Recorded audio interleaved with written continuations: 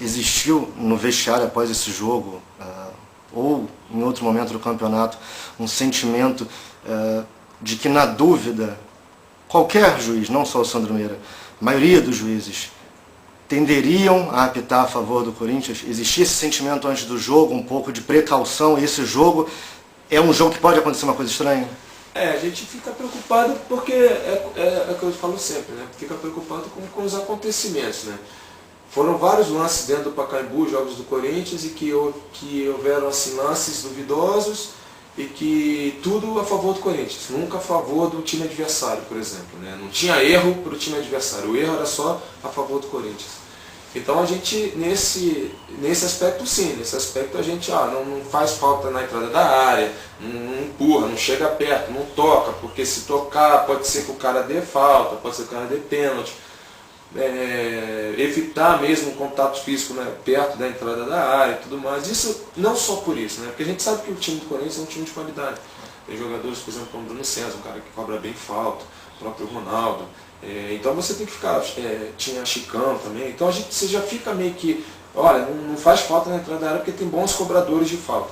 Só que além disso, tem essa tendência também, né? Você fala, pô, mas contra o Atlético, contra o Atlético Paranaense, contra o São Paulo, isso é um exemplo, né? Contra o Palmeiras, o jogo aqui, o árbitro deu uma falta que não foi e o cara acabou fazendo um gol de falta. Então a gente tinha essa preocupação. Então pelos acontecimentos, né? Acho que foram 5, 6 lances duvidosos que tiveram dentro do Pacaembu a favor do Corinthians e que o Corinthians acabou ganhando os jogos com esses lances.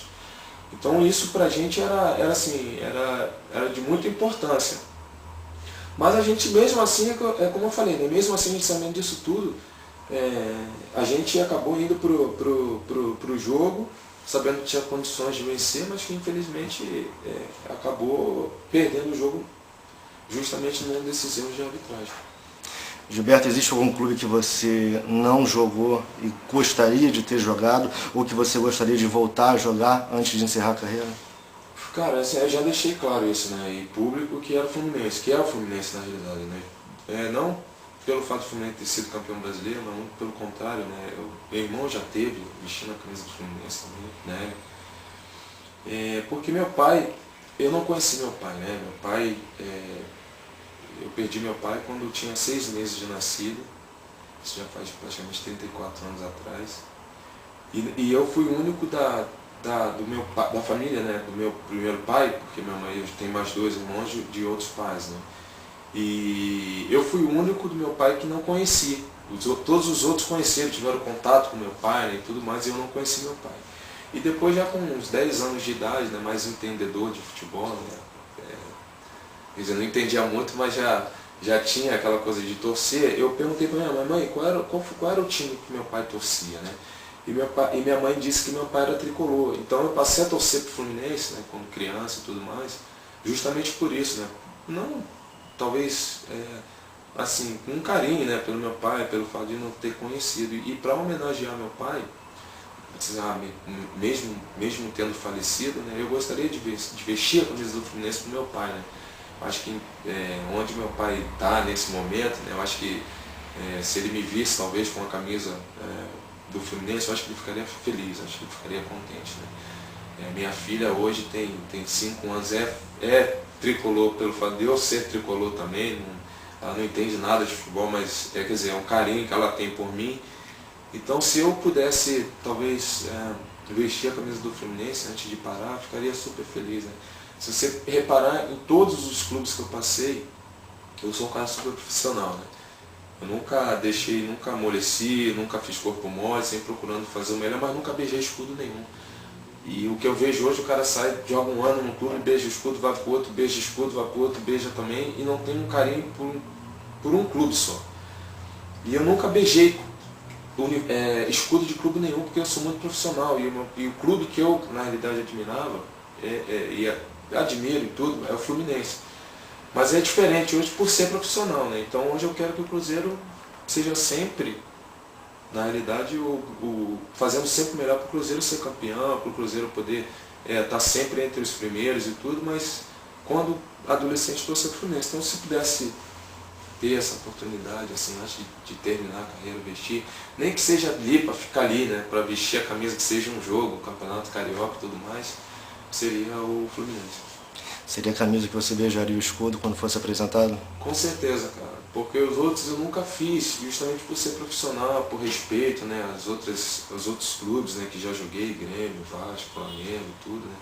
Você dizer que, pô, eu adoro esse clube, pai, beijar a camisa, dizer que você ama, não é verdadeiro. E o que eu vejo isso às vezes muitos jogadores chegam num clube para dizer, não, eu tô chegando, o cara sai às vezes do Vasco, vai pro Flamengo, ou do Flamengo pro Vasco e beija o escudo, porque eu sou flamenguista e tal. Nesse caso tudo bem, né? Desde que ele no próximo ano saia e vista a camisa de outro clube, que ele não faça o mesmo, entendeu? Então, o que eu vejo muito é isso, mas se eu tivesse a oportunidade, com certeza vestiria a camisa, beijaria o escudo do Fluminense. Você pensa em fazer algum tipo de movimento quando acabar o seu contrato com o Cruzeiro? Essa entrevista de repente repercutindo, alguém do Fluminense entrando em contato com você? Cara, eu não sou jogador de fazer mob, né, cara? Eu detesto fazer isso, cara. Eu tava até conversando com um amigo, assim, quando a gente tem 20 anos a gente quer aparecer, né? A gente quer estar na mídia, justamente para ter o reconhecimento, para saber o que o público acha do nosso trabalho, né? Mas depois hoje, por exemplo, eu já evito até às vezes de aparecer, né, cara? É complicado isso, às vezes tava dizendo, pô, tu tá com pânico, tá com, como é que é, síndrome do pânico, né? Você tá com medo de sair em multidão, tá? Não é isso. Mas é que eu fico assim meio receoso de poder falar alguma coisa, né, e de repente ser interpretado de uma outra maneira e se tornar uma coisa muito grande, né? Então às vezes eu tenho muito cuidado para falar justamente por isso, né? Porque antigamente não tinha tanta importância assim, né? Porque tinham outros jogadores com um nível de repente aparecendo mais, jogadores com mais nome até do que eu, então o foco era nesses jogadores, né? Então hoje às vezes eu já tenho, por ter passado esse tempo todo de seleção brasileira, às vezes as coisas que eu falo, às vezes têm uma importância muito grande para determinadas pessoas, né? Então às vezes se torna uma coisa muito grande. Então às vezes eu fico assim, eu não gosto muito de estar, não, eu vou fazer um lobby aqui para poder de repente jogar no Fluminense, não é isso. Eu tenho contrato com o Cruzeiro até o meio do ano, vou tentar cumprir da melhor maneira possível. Em julho eu já não sei o que vai acontecer, né? Não sei se o Cruzeiro vai querer renovar, tem questão da Libertadores, depois tem o Campeonato Brasileiro, mas eu vou tentar fazer o melhor. Se o Cruzeiro achar, né, a diretoria do Cruzeiro achar que eu tenho que permanecer, eu vou procurar conversar, a gente vai conversar para chegar a um acordo, né? Mas se não der também, a gente sempre espera uma proposta de um outro clube. Mas se não chegar, assim, pensar, você ver o que você vai fazer quando parar de jogar. Eu não tenho nada assim ainda em mente. Já recebi algumas propostas, né, alguns incentivos a fazer determinadas situações, mas eu gostaria assim, de permanecer também no meio do futebol, porque é a coisa que eu sei fazer, que eu gosto de fazer, mas tinha uma outra função. Não sei se talvez como treinador, não sei, mas queria permanecer. Mas eu não sou muito, como eu estava falando, de fazer lobby, né? De falar, não, eu vou fazer isso para poder o Fluminense contratar, não é isso. Que a pergunta foi feita, eu estou respondendo assim com o maior carinho, né? Do fundo do coração, porque eu não tenho muita coisa de estar guardando, não, eu vou falar isso porque não vou falar e tal. Eu falo verdadeira, sou verdadeiro e pronto, né? Então é mais por isso, assim, porque realmente eu gostaria de poder, de repente, homenagear meu pai, e por estar no Rio também, por eu ser do Rio, e por ter sido meu time, né, quando adolescente, estar torcendo, de poder vestir a camisa do Fluminense um dia. Para a torcida do Cruzeiro, já é a sua segunda passagem, quanto do seu coração hoje já é azul? Cara, hoje acho que total, cara. Eu joguei em vários clubes. Joguei Flamengo, joguei no Vasco, joguei no São Caetano, joguei no Grêmio, joguei no Cruzeiro. Tive passagem pela Europa também, mas no Brasil foram esses clubes. Na América. É incrível a recepção que eu tenho em BH. Em Porto Alegre também tem muito, mas a recepção, esse respeito que eu tenho da torcida do Cruzeiro e a torcida do Grêmio também, ela é muito grande, né? Então o fato do Grêmio ser ali o tricolor gaúcho, né, e ter o azul também, eu acho que meu coração hoje é dividido entre esses dois clubes, né, Cruzeiro e Grêmio. E se eu tiver, de repente, a oportunidade de poder atuar num alto nível, né, porque eu sempre penso em continuar a jogar Cruzeiro ou Grêmio. Gilberto, dava para ter vencido essa Copa? Com certeza, cara. É que Copa do Mundo, eu falo, né,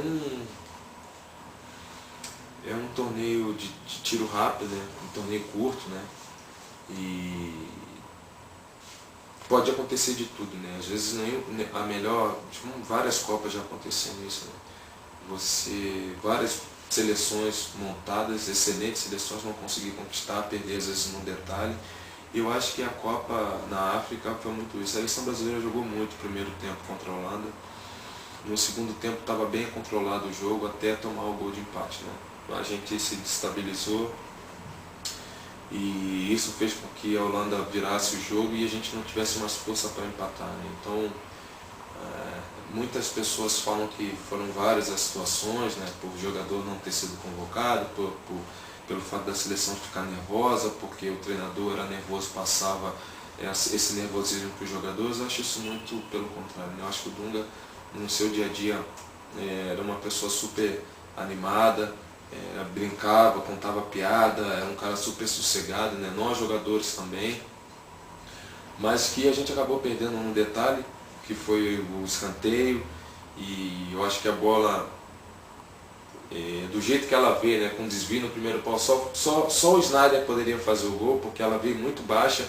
Talvez se viesse para o Van Persie, por exemplo, tentar cabecear, acho que ele não conseguiria, porque é um jogador alto, para se abaixar e tentar fazer o gol não conseguiria.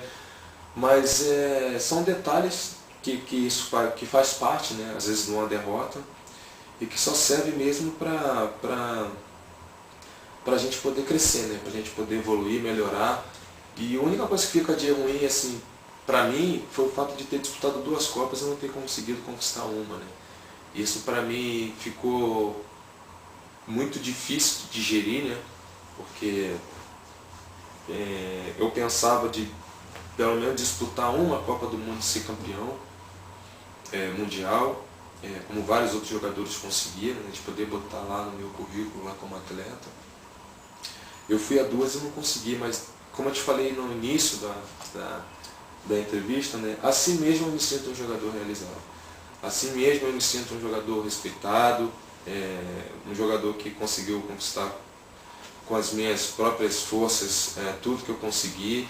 Não precisei passar por cima de ninguém, não precisei puxar tapete de ninguém, vivo até hoje assim, sendo profissional, e graças a Deus esse meu pensamento, essa minha persistência, eu consegui conquistar várias coisas. Então é permanecer assim até o final da carreira, sem desmerecer ninguém, tentando fazer sempre o melhor para poder evoluir.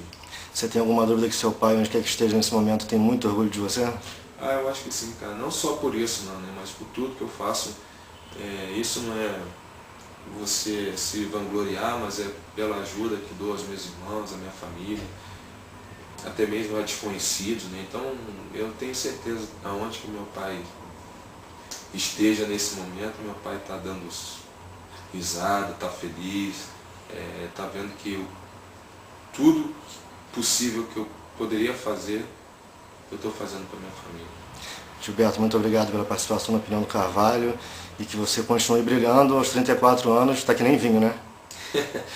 Não, mas isso é que a gente, eu acho que todo jogador quando vai parando, né, acho que imagina o mesmo, né? Se eu tivesse essa experiência com 19, com 20 anos, seria uma maravilha, né? Só que a gente só adquire mesmo a experiência com o tempo, jogando, sofrendo, ganhando também. Então acho que por isso hoje eu me sinto um cara super feliz, né? Uma experiência que eu consegui conquistar com vários outros jogadores, com os exemplos, os ruins, os exemplos bons. Então tentar permanecer dessa maneira até o final da carreira, já agradecendo o convite de poder participar. Obrigadão, Gilberto. Valeu. Bacana pra caramba, cara. Valeu.